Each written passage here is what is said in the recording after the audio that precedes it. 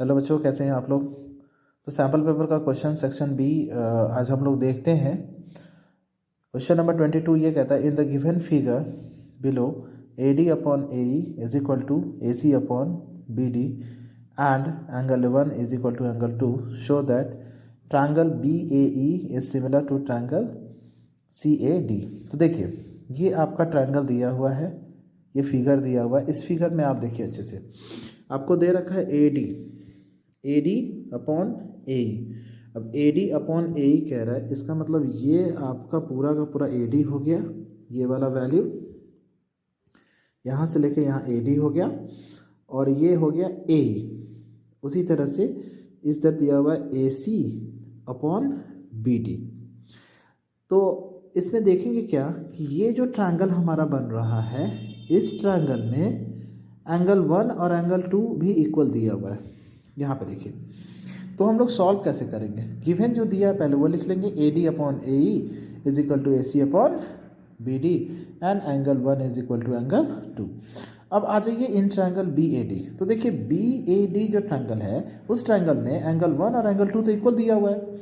तो ये isosceles triangle हो गया, क्योंकि ये बेस एंगल दोनों का बराबर हो गया, और बेस एंगल के सामने वाला साइड इक्वल होता है। तो ये इसके बराबर और ये इसके बराबर, तो हम जब ये ए बी और बी डी इक्वल कह सकते हैं।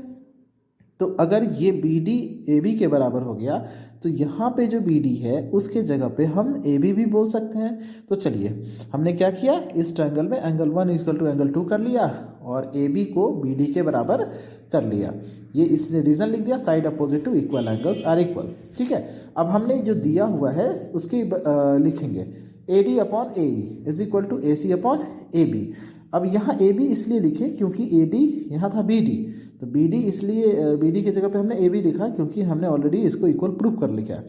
तो जैसे ही आप इसको लिख देते हैं ए बी, तो आप देखो, आपने पढ़ा होगा कोरोलरीज ऑफ थेल्स थ्योरम में या बीपीटी में, ये जो पूरे का और इसका रेशियो और इस पूरे का रेशियो अगर इक्वल है, तो ये जो ट्रायंगल होगा, ये ट्रायंगल हमारा ये पैरेलल हो जाएगा इसके। ठीक है, लेकिन ये पैरेलल वाला कंडीशन यहाँ दिया हुआ नहीं है, बस आपसे ये कह रहा है कि आपको शो करना है कि बी ए ई और सिमिलर होगा सी ए डी का।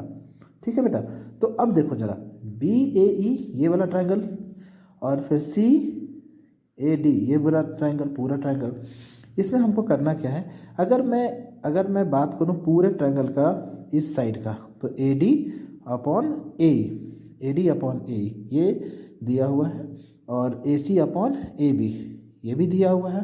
तो यानी ये दोनों ट्रायंगल में, ये बड़े वाला ट्रायंगल और ये छोटे वाला ट्रायंगल, इन दोनों ट्रायंगल का करस्पॉन्डिंग साइड का रेशियो इक्वल है, और एंगल 1 जो है, एंगल ए जो है वो इक्वल है। तो ये दोनों ट्रायंगल सिमिलर हो जाएगा साइड एंगल साइड से। ठीक है, समझ गए बात को। जैसे अगर मैं इस ट्रायंगल की बात करूँ, तो ये जो साइड है इसके करस्पॉन्डिंग है बड़े वाले का। अब उसी तरह से बोल सकते हैं कि बड़े वाला छोटे वाले का करस्पॉन्डिंग है, तो ए डी अपॉन ए ई और ए सी अपॉन ए बी, और angle 1 is equal and both for both.